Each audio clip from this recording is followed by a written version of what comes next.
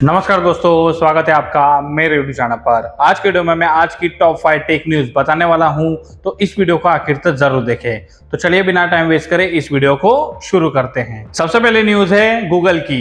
Google ने अपने home app को पूरी तरह से रिवैम्प कर दिया है और अब गूगल असिस्टेंट की जगह जेमिनी एआई ने ले ली है। यह अपडेट स्मार्ट होम यूजर के लिए एक बड़ी ट्रांसफॉर्मेशन लेकर आता है, जिसमें नए इंटरफेस और स्मार्टर एआई कंट्रोल्स दिए गए हैं। नए होम ऐप अब और ज्यादा क्लीन और रिस्पॉन्सिव है, जिसमें 3 टैब्स होम, एक्टिविटी और ऑटोमेशन दिए गए हैं, ताकि यूजर्स अपने स्मार्ट डिवाइसेस को इजीली मैनेज कर सके।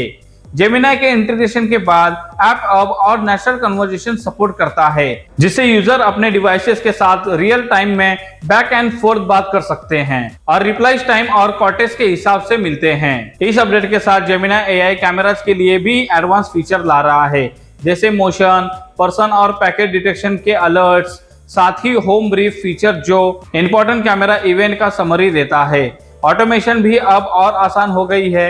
यूजर सिंपल प्रॉम्प्ट देकर रूटीन क्रिएट कर सकते हैं, जैसे सनसेट पर पोर्च लाइट ऑन करो और डोर लॉक करो। ओवरऑल गूगल का ये Gemini for home update smart home ecosystem को ज्यादा इंटेलिजेंट, इंटरैक्टिव और कन्वीनियंट बनाता है। अगली न्यूज है कॉमेट ब्राउजर की। परप्लेक्सिटी एआई ने अपना पावरफुल ब्राउजर असिस्टेंट कॉमेट सभी यूजर्स के लिए फ्री कर दिया है, जो वेब पर ऑलमोस्ट हर काम कर सकता है।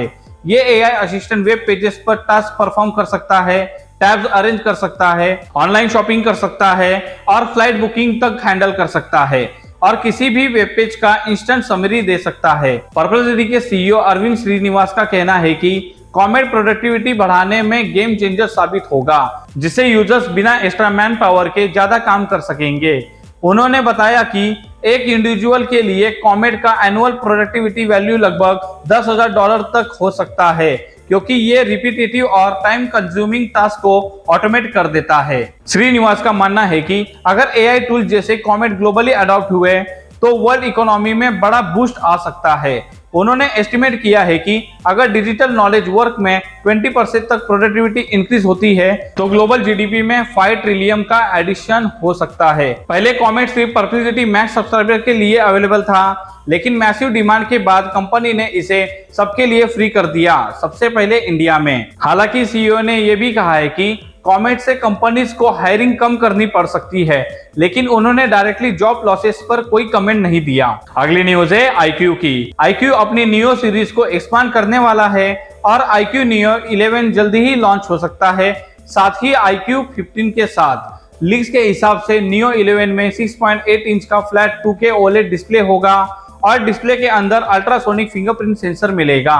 डिजाइन नियो सीरीज जैसा ही होगा, लेकिन मेटल मिड फ्रेम और IP68 सर्टिफिकेशन के साथ एक्स्ट्रा ड्यूरेबिलिटी मिलेगी। ये smartphone Snapdragon 8 Elite Gen 5 processor से पावर्ड होगा, जिससे हेवी मल्टीटास्किंग और गेमिंग स्मूथ चलेगी। इसमें 7500 mAh की बड़ी बैटरी और 100 वाट फास्ट चार्जिंग सपोर्ट भी दिया जा सकता है। परफॉर्मेंस के लिए iQOO Neo 11 monster super core engine का यूज करेगा, जो टेम्परेचर कंट्रोल और फ्रेम रेट स्टेबिलिटी के लिए गेमिंग एक्सपीरियंस एनहांस करेगा। प्राइस की बात करें तो Neo 11 का लॉन्च प्राइस अराउंड 2500 यान, जो लगभग 31,210 रुपीज हो सकता है, जो मिड टू प्रीमियम सेगमेंट में कम्पीट करेगा। अभी तक इंडिया में Neo 11 के लॉन्च के बारे में कोई भी ऑफिशियल कंफर्मेशन नहीं है, लेकिन iQOO शायद फ्यूचर में रीजन स्पेसिफिक वेरिएंट या फेज रोलआउट के थ्रू लॉन्च करे। अगर लीक सही साबित होते हैं तो Neo 11 एक परफॉर्मेंस फोकस्ड डिवाइस होगा, जिसमें स्पीड, रिलायबल परफॉर्मेंस और लॉन्ग बैटरी लाइफ का परफेक्ट कॉम्बिनेशन मिलेगा, वो भी बैलेंस प्राइसिंग के साथ। अगली न्यूज है गूगल की। गूगल ने जूल्स टूल लॉन्च कर दिया है, जो जूल्स सिंक्रोनस कोडिंग एजेंट के लिए एक कमांड लाइन इंटरफेस है। पहले जूल्स सिर्फ वेब ब्राउजर में यूज होता था, लेकिन अब डेवलपर टर्मिनल से डायरेक्टली जूल्स के साथ काम कर सकते हैं। इसके थ्रू आप टास्क स्टार्ट कर सकते हो, देख सकते हो कि जूल्स क्या कर रहा है और अपने वर्कफ्लो को इंटरप्ट किए बिना एजेंट को कस्टमाइज कर सकते हो। जूल्स बैकग्राउंड में ऑटोमेटिकली काम करता है, टेम्पररी वीएम क्रिएट करता है, टास्क कंप्लीट करता है और पुल रिक्वेस्ट भेजता है, लेकिन कुछ भी तभी रन होता है जब आप कमांड देते हो। जूल्स टूल डेवलपर को CLI के साथ इंटीग्रेट करने की फ्लेक्सिबिलिटी देता है। इसे स्क्रिप्ट और ऑटोमेशंस के साथ कंबाइन किया जा सकता है या क्विक कमांड के थ्रू रियल टाइम कंट्रोल लिया जा सकता है। अगर इंटरैक्टिव इंटरफेस प्रीफर करते हो तो टेक्स्ट बेस्ड यूजर इंटरफेस भी अवेलेबल है। स्टार्ट करने के लिए npm के थ्रू इंस्टॉल करना सिंपलेस्ट तरीका है। npm install g@google/jules। ये टूल्स कोडिंग टास्क को मैनेज करना इजी बनाता है और डेवलपर्स को ज्यादा कंट्रोल और विजिबिलिटी देता है। अगली न्यूज है सूडो की। सूडो में एक serious local previous escalation flaw CVE-2025-32463 public हुआ, जिसमें चेरूट रिलेटेड हैंडलिंग गलत होने की वजह से लोकल यूजर रूट प्रिविलेज ले सकता है अगर सिस्टम की सूडो कॉन्फ़िगरेशन चेरोट अलो करती हो। रिसर्चर रिच मिर्च ने इस वीकनेस को आइडेंटिफाई किया और एक प्रूफ ऑफ कॉन्सेप्ट और यूजर्स गाइड पब्लिक रेपो पर आ गया है, जिसकी वजह से पैचिंग की अर्जेंसी बढ़ गई है। रूनेबल वर्जन 1.9.14 से 1.9.17 तक है और फिक्स 1.9.17 P1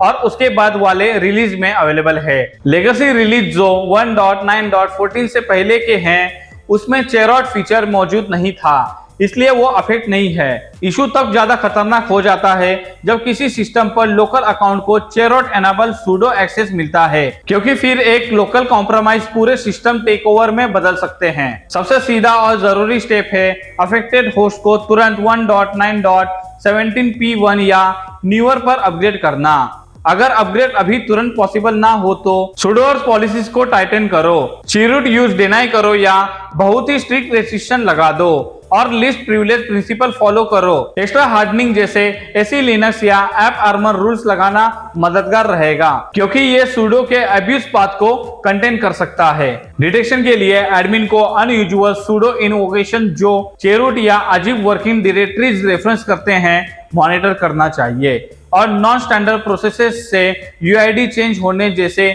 साइन पे अलर्ट सेट करना चाहिए। सिस्टम एडमिन के लिए इमीडिएट पैचिंग और temporary policy hardening top priority होनी चाहिए। तो ये थी आज की टॉप 5 टेक न्यूज। उम्मीद करता हूं कि ये वीडियो आपको अच्छी लगी हो। वीडियो अच्छा लगे तो वीडियो को लाइक, शेयर और चैनल को सब्सक्राइब करना मत भूले। तो फिर जल्दी मुलाकात होगी किसी नए वीडियो के साथ।